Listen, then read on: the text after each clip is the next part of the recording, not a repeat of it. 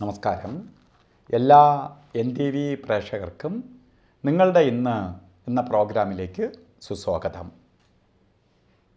ഇന്ന് 2025 മാർച്ച് മാസം 26-ാം തീയതി 1200-ാം ആണ്ട് മീനമാസം 12-ാം തീയതി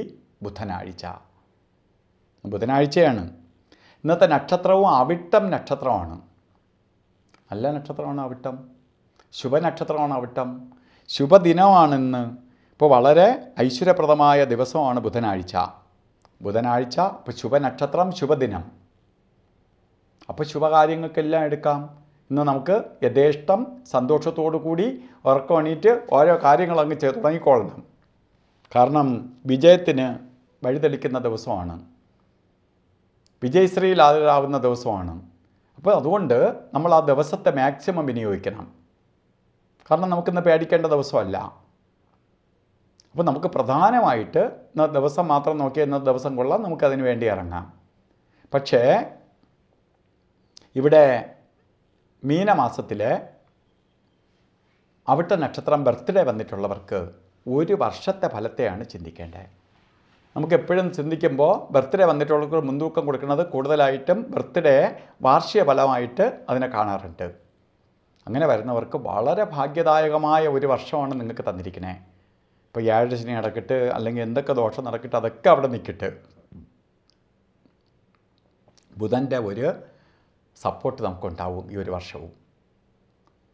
അതുകൊണ്ട് ബുധൻ പ്രവൃത്തികാരകനാണ്. നിങ്ങൾക്ക് ജോലിയിൽ പുരോഗതി ഉണ്ടാവും. ജോലി ഇല്ലാത്ത ആളാണെങ്കിൽ ജോലി കിട്ടും, ജോലിയിലിരിക്കുന്ന ആളാണെങ്കിൽ ജോലി കയറ്റം കിട്ടും. ബിസിനസ് ചെയ്യുന്നവർക്ക് ബിസിനസ് നേട്ടം ഉണ്ടാവും. ബിസിനസ് തുടങ്ങാൻ ആഗ്രഹിക്കുന്നവർക്ക് വളരെ ഗുണപ്രദമായ അവസ്ഥ നിങ്ങൾക്ക് സംജാതമാവും. പഠിക്കുന്ന കുട്ടികൾക്ക് പഠിത്തത്തെ വിജയിപ്പിക്കും. പഠിത്തം ബ്ലോക്കായി ഉപരിപഠനത്തിന് ശ്രമിക്കുന്നവർക്ക് ധൈര്യമായിട്ട് ഇറങ്ങിക്കൊള്ളുക, നിങ്ങൾക്ക് കംപ്ലീറ്റ് ചെയ്യാൻ സാധിക്കും. അപ്പോൾ ഇങ്ങനെ വളരെ ബ്ലോക്കെല്ലാം മാറ്റി നമ്മൾ ചെയ്യുന്ന പ്രവൃത്തിയെ നമുക്ക് സപ്പോർട്ട് ചെയ്യും. സപ്പോർട്ട് ചെയ്യുക വെച്ചാൽ നമുക്ക് അത്രയ്ക്ക് നമ്മളെ പ്രൊമോട്ട് ചെയ്യും. ഇറങ്ങണം, എങ്കിൽ മാത്രമേ വിജയിപ്പിക്കുകയുള്ളൂ. ചുമ്മാ ഇരുന്നിട്ട് എനിക്ക് ബുധനാഴ്ച വന്നു എന്ന് പറഞ്ഞൊരു കാര്യമില്ല. കർമ്മം ചെയ്യുക നമ്മുടെ ലക്ഷ്യം. കർമ്മഫലം തരും ഈശ്വരനല്ലോ. കർമ്മം ചെയ്യുക, എങ്കിലേ കർമ്മഫലം കിട്ടുകയുള്ളൂ.